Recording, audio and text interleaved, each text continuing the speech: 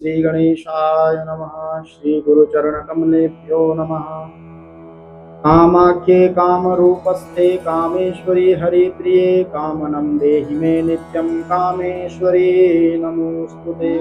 जय मां कामाख्या, जय मां राजराजेश्वरी। नारायण भागवत जी की दो परंपराएं हैं, एक पाताल की परंपरा है और एक आकाश की परंपरा है।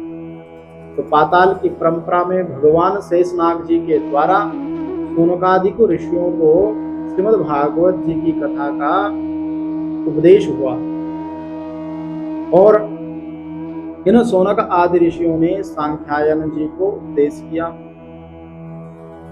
और सांख्यायन जी ने श्री पार्षद जी महाराज और बृहस्पति जी महाराज को प्रदान की।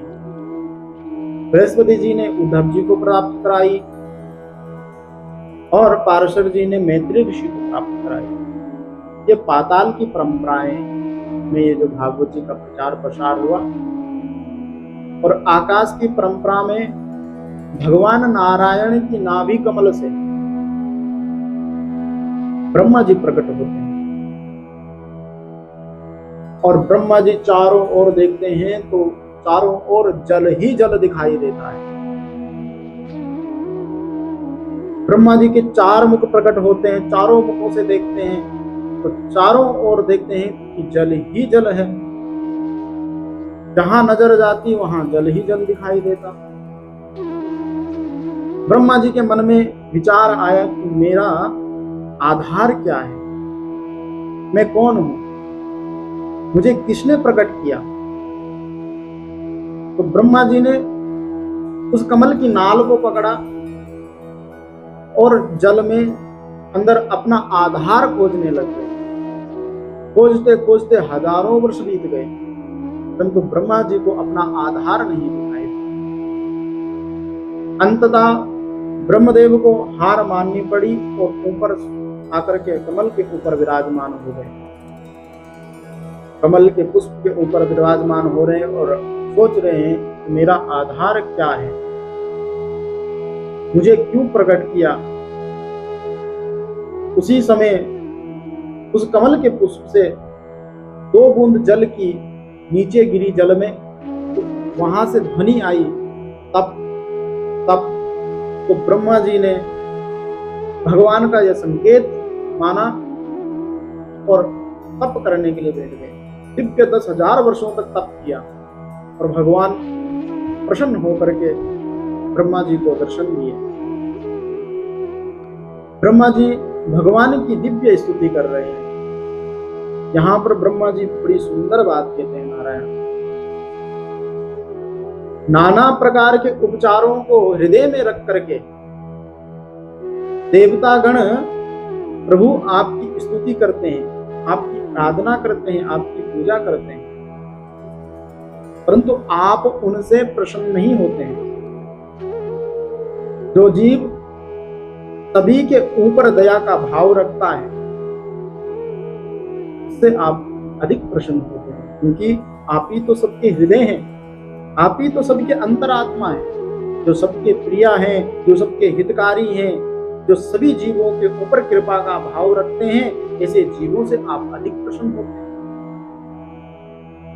हमारे संत जन भी कहते हैं कि महाराज कोई बद्री, केदार, द्वारिका कहीं भी चले जाए दर्शन करने,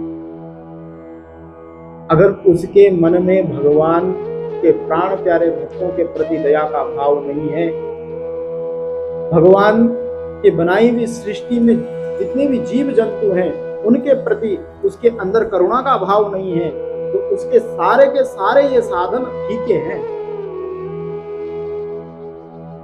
नारायण हमारे संत कहते हैं जो जीव प्रत्येक जीव पर करुणा का भाव रखता है, दया का भाव रखता है और अपने धर्म का निष्ठापूर्वक पालन करता है, ऐसे जीव पर भगवान अत्यधिक प्रसन्न हो जाते हैं। जो दूसरों के दुख को अपना दुख मानता है, ऐसे जीव से भक्त वत्सल भगवान अधिक प्रसन्न होते हैं।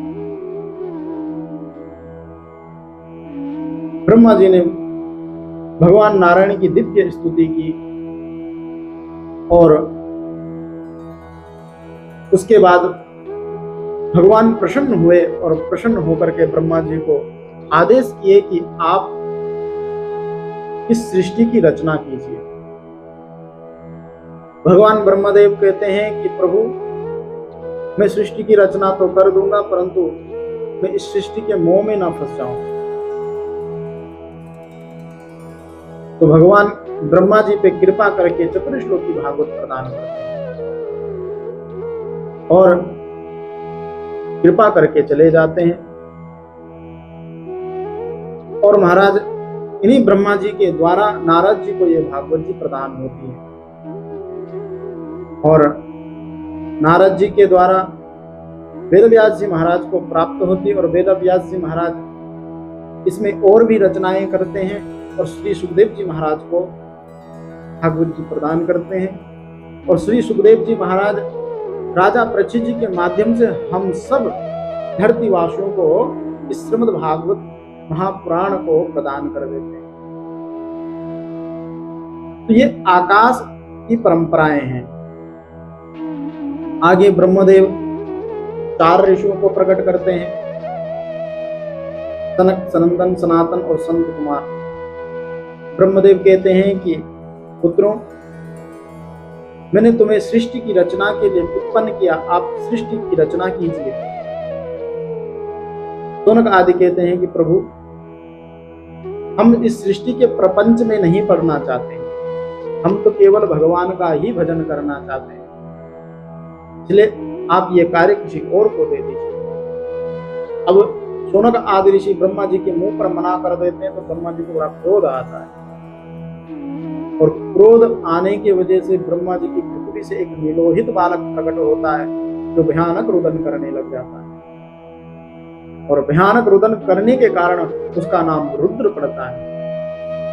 ये रुद्र कोई और नहीं है, भगवान काशी विश्वनाथ जी हमारे भोले बाबा हैं।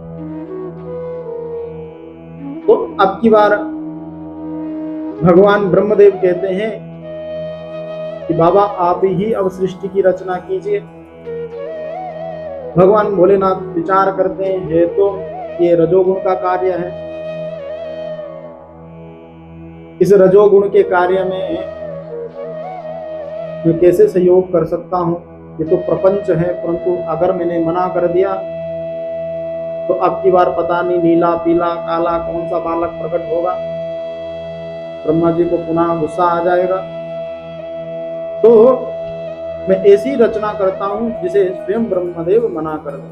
तो भगवान भोलेनाथ विचित्र सृष्टि की रचना करते हैं। तो ऐसी सृष्टि रचते हैं महाराज कि किसी पर हाथ पैर लगाना ही भूल जाते हैं और किसी पर हाथ पैर लगा देते हैं, किसी पर आंख लगाना भूल जाते हैं तो किसी पर आंख लगा देते हैं, किसी को इतना मोटा तगड़ा बना देते हैं कि वो अपनी जगह से हिल डुल भी ना सके और किसी को इतना दुबला पतला बना देते कि फूंक मारो तो यहां से वहां उड़ जाए। अब ब्रह्मदेव ने जब विचित्र सृष्टि देखी तो भगवान भोलेनाथ को बोले कि बाबा बस यहीं पर अपनी सृष्टि को रोक दो, आप अपनी सृष्टि को यहाँ से कैलाश पर्वत पर ले जाओ, वहीं रहो, क्योंकि ये मेरी बनाई हुई सृष्टि को भी नुकसान पहुंचा देंगे और ऐसा ना हो कि कल के दिन हमारे लिए भी खतरा पैदा ना हो जाए, इसलिए आप कैलाश पर्वत पर ही अपने गणों को लेकर के जाओ। भगवान भोलेनाथ कैलाश पर्वत में अपने गणों के साथ चले जाते हैं। इसके बाद ब्रह्मदेव 10 ऋषियों को प्रकट करते हैं, नारद आदि को, और दाईं ओर से धर्म को प्रकट करते हैं, बाईं ओर से अधर्म को प्रकट करते हैं, मन से काम को उत्पन्न करते हैं, वाणी से सरस्वती जी को प्रकट करते हैं और अपनी छाया से कर्दम ऋषि को प्रकट करते हैं। इससे भी ब्रह्मा जी को सृष्टि में वृद्धि नहीं दिखती है तो अपनी दाईं भुजा से स्वयं मनु जी को प्रकट करते हैं और बाईं ओर से शत्रुपा जी को प्रकट करते हैं। इन्हीं से अनुपम मानवीय सृष्टि प्रारंभ हुई। इन्हीं मनु शत्रुपा जी के 5 संतानें हुए, प्रियाव्रत, उत्तानपाद, आकुति, देहुति और प्रसूति, ये 5 संतानें इनकी उत्पन्न हुई। और यहाँ से भगवान ब्रह्मदेव अपने वंश को आगे बढ़ा रहे हैं और सृष्टि की रचना कर रहे हैं। तो ये आकाश परंपरा में भागवत जी का वर्णन है। ओम नमो नारायण।